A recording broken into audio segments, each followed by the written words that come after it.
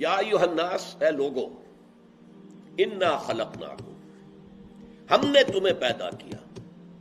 Note کیجئے اس کو، یہ تمام انسانوں کے مابین پہلی وحدت مشترک ہے، وحدت مشترکہ جو سب کے درمیان ہے.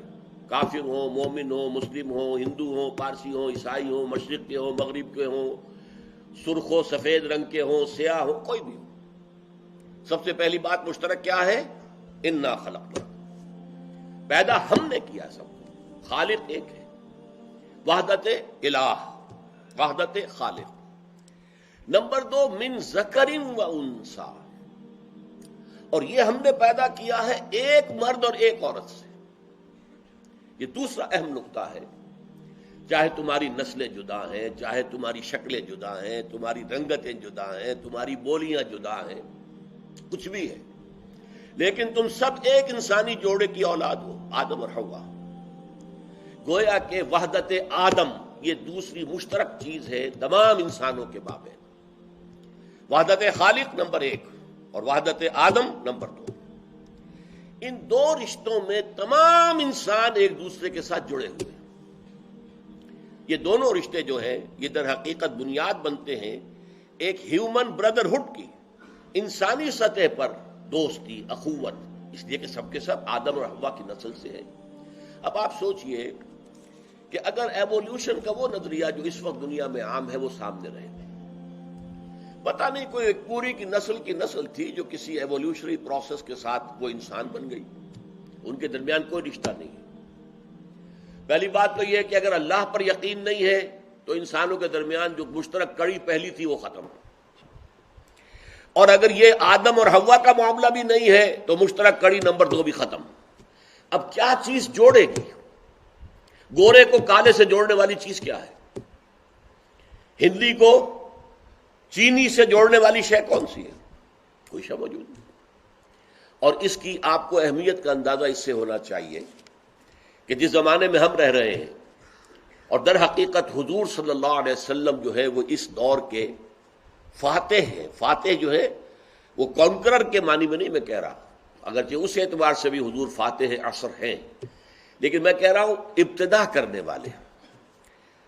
افتتاح کے کیا معنی ہوتے ہیں؟ شروع کرنے والے.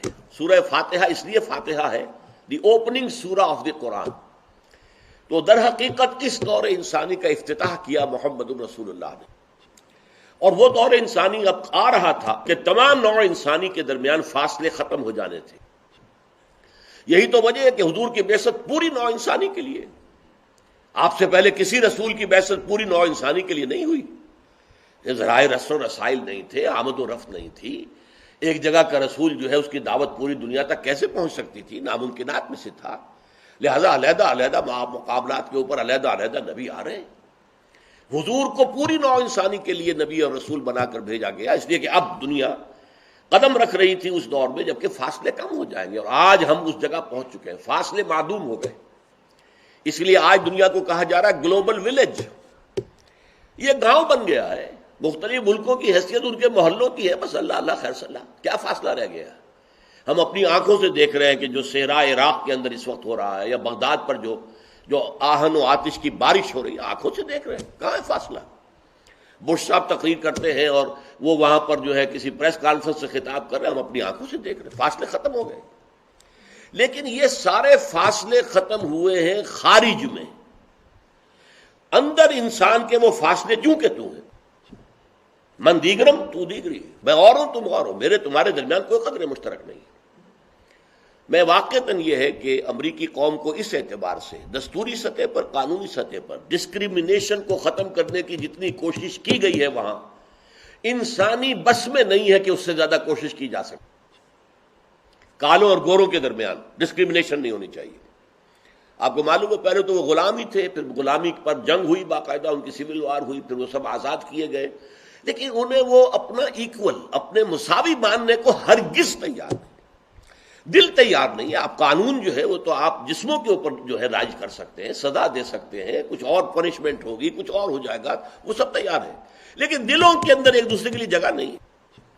وہاں کا ایک بڑا عجیب فینومینن ہے کہ اگر کسی اچھی آبادی میں جہاں سارے گورے آباد تھے کوئی ایک کالا آتا ہے اور کوئی ایک مکان خرید لیتا ہے زیادہ پیسے دے کر، لالچ تو ہے نا، اب اس گورے کو پیسے زیادہ مل رہے ہیں، اس نے مکان، اب وہاں سب گورے وہاں سے کھسکنے شروع ہوتے ہیں، وہاں پراپرٹی کی قیمت کم ہو جاتی ہے، ہوتے ہوتے وہ ساری آبادی جو ہے وہ کالوں کی ہو جاتی ہے۔ پورے ڈاؤن ٹاؤنز جو ہے امریکہ کے، اب جو ساؤدرن اینڈ ہے مینہٹن کا، سب کالے بستے ہیں وہاں پر۔ اسی طریقے سے مینہٹن کا جو شمالی کونا ہے اس میں بھی سب کے سب کالے بستے ہیں۔ اسی طریقے سے واشنگٹن میں جو اصل ہے ڈاؤن ٹاؤن واشنگٹن، سارا بلیکس کا ہے۔ فوڈ کے جو ہے دلوں کا معاملہ جو ہے وہ بالکل اور ہے۔ دلوں کو جوڑنے کے لیے تو کوئی سیمنٹ سبسٹنس چاہیے نا۔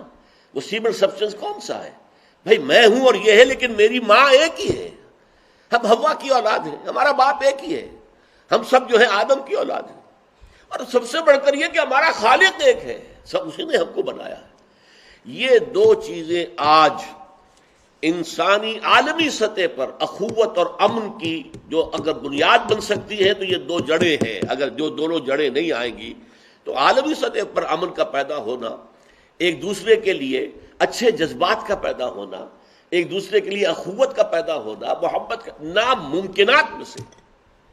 مغربی تہذیب اس اعتبار سے بانجھ ہے، آج کے علوم اس اعتبار سے بانجھ ہے، وہ انسانوں کو جوڑنے کے لیے کوئی بنیاد نہیں دے سکتے۔